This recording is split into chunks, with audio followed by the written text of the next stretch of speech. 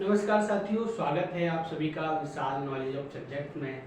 और मैं हूं विशाल चौहान। आज आप सबके साथ में जो आपके करंट में कुछ मुद्दे चल रहे हैं, कुछ न्यूज़ेस आ रही हैं जिन पर आप लोग ज़्यादा बहसें देख रहे होंगे, उन पर कुछ बातें करना चाहता हूं और उन चीज़ों को थोड़ी सी समझने की कोशिश करते हैं कि ये चीज़ें क्या हैं और किस तरीके से सामने आ रही हैं और ये क्यों आ रही हैं, क्या रीजंस हैं इसके और ये क्या बातें हैं। पहले लिस्ट बना लेते हैं कि कौन कौन सी चीजें हैं। जो सबसे पहला एक बहुत फेमस मुकदमा है, अभी मुकदमा है या केस है दिल्ली सरकार बनाम केंद्र सरकार। ठीक है। दूसरा जो केस है उसमें ही था कि जो शिवसेना और राज्यपाल और साथ में जो स्पीकर थे उनका भी इस पे टिप्पणी की है सर्वोच्च न्यायालय ने। और उसके बाद जो महत्वपूर्ण चीज़ें हैं, उसके बाद हम अगर बात करेंगे तो जो मुद्दा है कि किस प्रकार से G7 की बैठक में मोदी जी गए हैं, क्वाड की बैठक भी होनी है, क्वाड और जो हम बात कर सकते हैं वो आज के समय में जो बातें चल रही हैं, जैसे कि सरकार जो अध्यादेश लाई है केंद्र सरकार, उस पर भी बात कर सकते हैं। आज इन्हीं कुछ मुद्दों पर बात करेंगे कि ये क्या है। सबसे पहली चीज हम इस वाले केस को समझते हैं, दिल्ली सरकार बनाम केंद्र सरकार। आप लोग भली भांति जानते हैं कि दिल्ली एक पूर्ण राज्य नहीं है, दिल्ली एक केंद्र शासित प्रदेश है। लेकिन ये एक ऐसा केंद्र शासित प्रदेश है जो अन्य केंद्र शासित प्रदेशों से अलग है। इस केंद्र शासित प्रदेश में क्या है, साथ में विधानसभा भी है और विधानसभा का चुनाव होता है और उसका मुखिया होता है मुख्यमंत्री। मुख्यमंत्री भी है और साथ में ऊपर एलजी भी है। एलजी में लेफ्टिनेंट गवर्नर, जो केंद्र सरकार का प्रतिनिधि है, केंद्र सरकार का प्रतिनिधि है।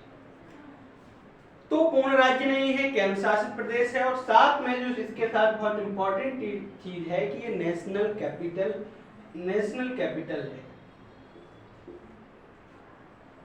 नेशनल कैपिटल मतलब राष्ट्रीय राजधानी, जिस पर यहाँ पर केंद्र सरकार के सभी ऑफिसेज हैं, पार्लियामेंट है, सेना के हेडक्वार्टर्स हैं, मतलब पूरी सरकार जो भारत की है वो दिल्ली में ही अवस्थित है। और इसमें इसका मतलब ये कि दिल्ली में दो सरकारें काम कर रही हैं। एक तो राज्य सरकार के तौर पर काम करती है विधानसभा, और केंद्र के तौर पर काम करता है एलजी।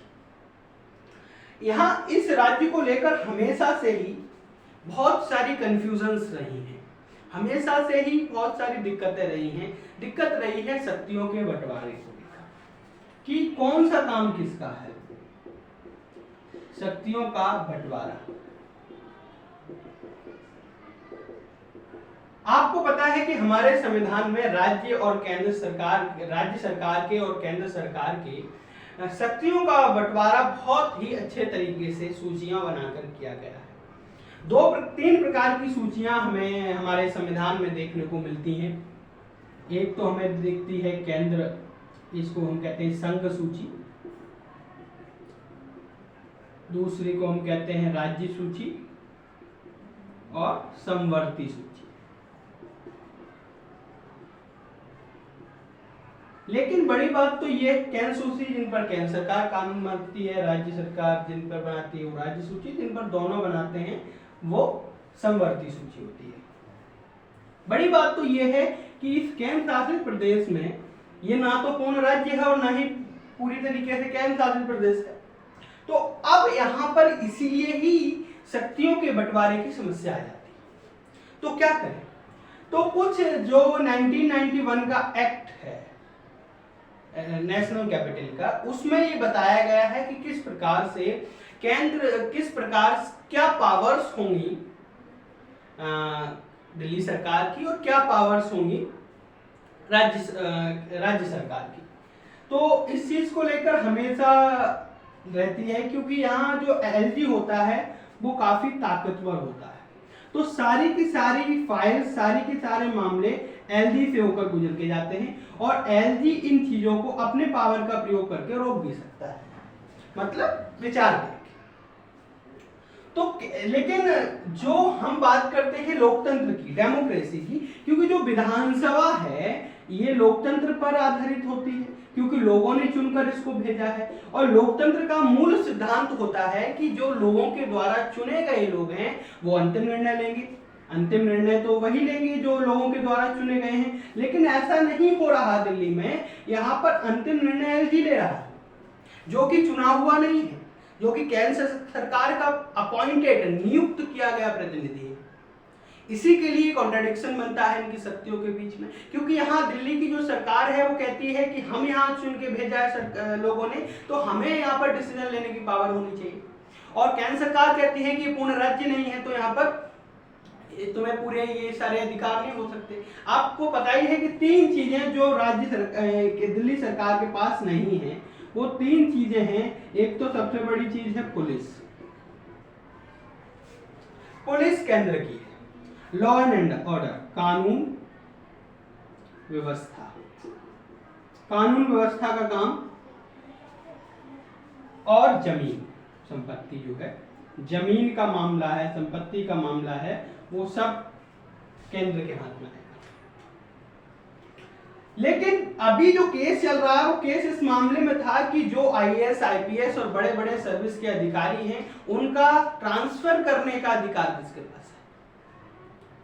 क्योंकि कोई भी ट्रांसफर, क्योंकि दिल्ली सरकार आरोप लगाती है कि जो दिल्ली सरकार में बैठे हुए बड़े बड़े अफसर हैं वो राज्य सरकार के मुख्यमंत्री और मंत्रियों की बात नहीं मानते, क्योंकि उनको डायरेक्ट ऑर्डर एलजी से मिलता है और एलजी को ऑर्डर शायद केंद्र सरकार से मिलता है, क्योंकि वो उनका ही प्रतिनिधि है।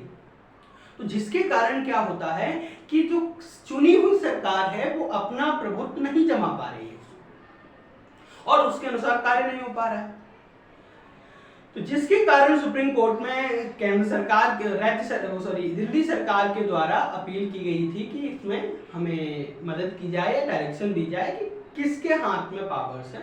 और 5 सदस्यीय संवैधानिक पीठ ने, जो डीवाई चंद्रचूड़ की अध्यक्षता में बनी थी, उसने ये फैसला सुनाया, बहुत ही ऐतिहासिक फैसला सुनाया कि जो अधिकारियों के ट्रांसफर की शक्ति है वो राज्य सरकार के हाथ में होगी।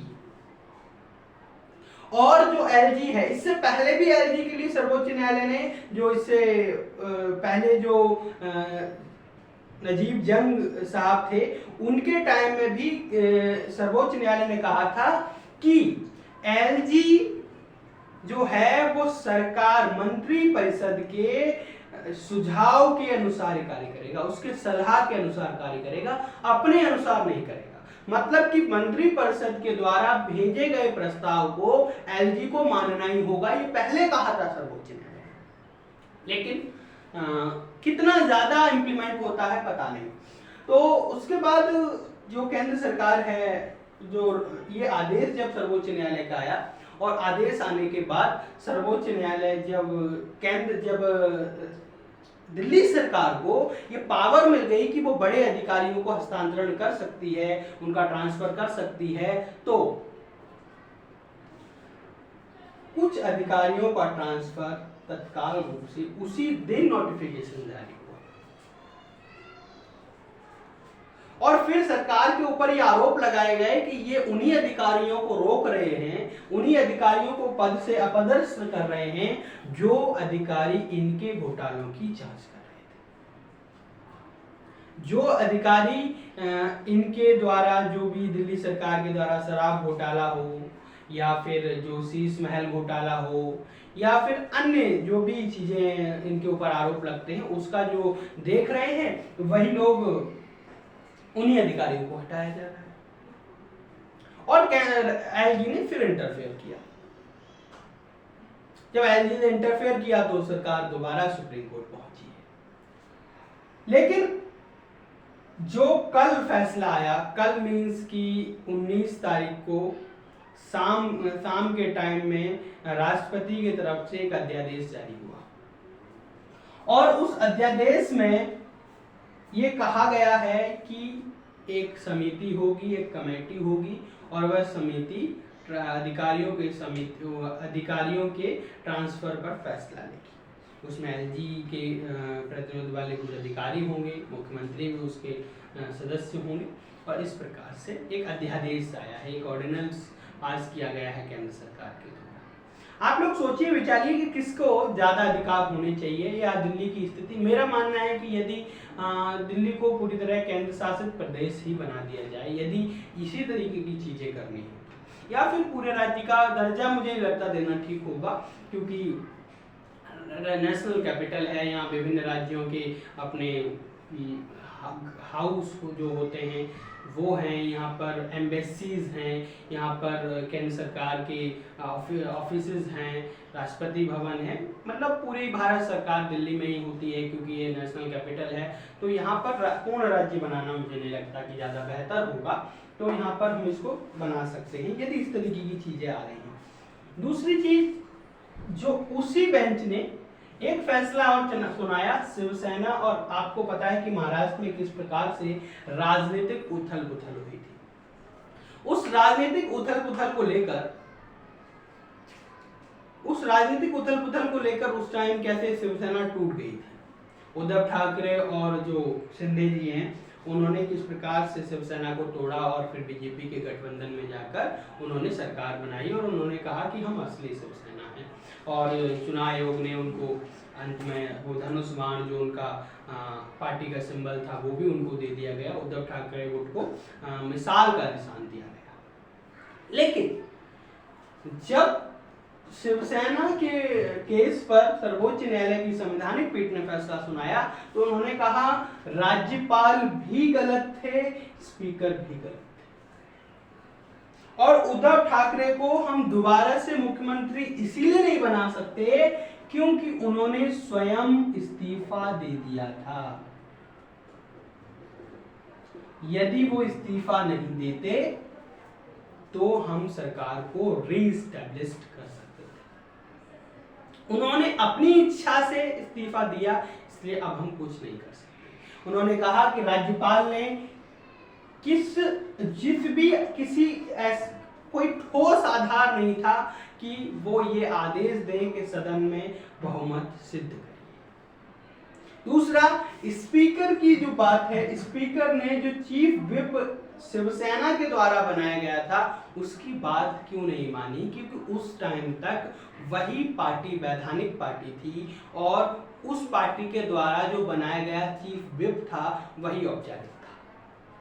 इस चीज पर बात तो इस प्रकार से कि इन राज्यपाल और स्पीकर, अब स्पीकर और राज्यपाल के मामले को लेकर सरकार सुप्रीम कोर्ट और बातें स्पष्ट कर देना चाहती है, इसीलिए उसने यह आदेश दिया है कि 7 सदस्यीय संवैधानिक पीठ बनाई जाएगी और इस चीज पर और विचार होगा। आगे हम बात करते हैं G7 एक 7 देशों का ग्रुप है। उन 7 देशों का ग्रुप है, उसका एक जो शिखर सम्मेलन है वो हिरोशिमा जापान में होना तय हुआ है, 30 तारीख को होना है और उसमें माननीय प्रधानमंत्री जी शिरकत करने के लिए गए हैं। हालांकि भारत G7 का सदस्य नहीं है। वहीं पर क्वाड देशों का भी, हिरोशिमा में ही क्वाड देशों का भी सम्मेलन होगा, तो वहां पर क्वाड देश भी मिलेंगे। अध्यादेश की बात मैंने बता दी आपको कि दिल्ली सरकार के शक्तियों के संदर्भ में केंद्र सरकार ने किस प्रकार से अध्यादेश लागू किया है और पूरी राजनीतिक स्थिति आपके सामने स्पष्ट की है। तो इन चीजों पर आज मैंने बात की है। यदि आप लोगों को लग रहा है कि कुछ चीजें ठीक हैं या आपको आपकी अपनी कोई राय है या आपको समझ में आई बातें, तो आपको कमेंट में बताइए। कि किस प्रकार से आपको लगा है। ठीक है, तो आगे भी आप लोग देखते रहेंगे कि कुछ मुद्दे 12th क्लास की कुछ हिस्ट्री, पॉलिटी, इकोनॉमिक्स की भी सीरीज आप लोगों के सामने होगी और भी बहुत सारी चीज़ें अब आपको देखने को मिला करेंगी। तो आपसे अनुरोध है कि चैनल को आप लोग सब्सक्राइब कर लीजिए और अपने दोस्तों के साथ साझा भी करिए, जिससे कि चीज़ों को अच्छे से समझने में आसानी हो। धन्यवाद।